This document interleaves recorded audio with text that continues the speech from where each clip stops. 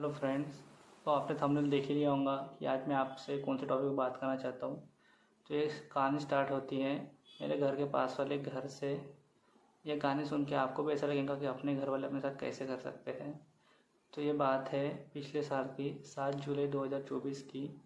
उस घर में 2 भाई और उसकी माँ रहती हैं। जो भाई रहते हैं वो सुबह काम पे जाते थे और रात को घर पे आते थे। उसकी मम्मी जो है घर पे रहती थी। एक दिन क्या हुआ, बड़ा भाई जो है वो काम पे जाता है, छोटा भाई घर पे रहता है। तो छोटा भाई घर पे रहता है, उसके दोस्तों के साथ जाता है पार्टी वगैरह करने और पी कर घर पे आता है। तो पीने के नशे में जो है वो मम्मी को कुछ तो भी बोलता है उसके। तो दोनों में झगड़ा हो जाता है। तो जो झगड़ा होता है तो उसकी माँ कहीं बाहर जाती है, उसको पता भी नहीं रहता, और उसके खाने में कुछ, घर में आके उसे खाने में कुछ तो मिला के उसको खिलाती है, जिससे कि वो लड़का जो है, जो उसकी माँ बोलेंगी वो वैसा ही करता है। जैसे हाथ उठा पैर, जैसे ब्लैक मैजिक जैसा। तो वो शाम को, उसका बड़ा भाई काम में रहता है तो दोनों घर में रहते हैं। तो शाम को 7 बजे उसकी माँ जो है उसको अकेले में लेके जाती है। और अकेले में लेके जाती है इसका मतलब उसकी जो माँ बोलती है वही जो कर रहा था, जैसे उसकी माँ बोलती वैसे करता था। तो उसको बोलने पे वो उधर अकेले में जाता है। और वहाँ पे एक आदमी रहता है जो कि तांत्रिक इसकी मम्मी के साथ रहता है। और घर पे किसी को भी नहीं पता, उसके बड़े भाई को, इसको, और गाँव वालों को भी नहीं पता कि ये तांत्रिक के पास जाती थी पिछले 3 महीने से।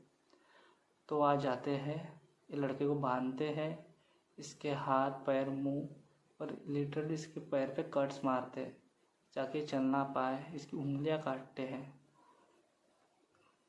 ये सोच के मेरे बॉडी में शॉक आ रहा है, मुझे कैसा तो भी लग रहा है। तो उसके बॉडी में कट मारते हैं। उसके बड़े भाई को इसका कोई आइडिया नहीं रहता क्योंकि वो काम पर जा चुका रहता है। तो वो कट्स मारने के बाद भी, उसके उंगलियां काटने के बाद भी वो मरता नहीं है। तो तांत्रिक जो है उसका सर जो है वो कुऱ्हाड़ उसके सर पे मारता है और उसका सर फोड़ देता है। आप सोच सकते हो, आपके अगर आंखों के सामने किसी का सर कुल्हाड़ से फोड़े तो आप कैसा फील करोगे। तो सोच के मेरी बॉडी अभी भी काँप रही है। तो वो कुल्हाड़ से मारता है, एक बॉटल में उसका ब्लड जो है वो जमा करता है, और वो जो उसकी बॉडी रहती है लड़के की वो वहीं पे जला देता है। जलाने के बाद क्या करता है, उसको तांत्रिक के पास एक गुड़िया रहती है आटे की।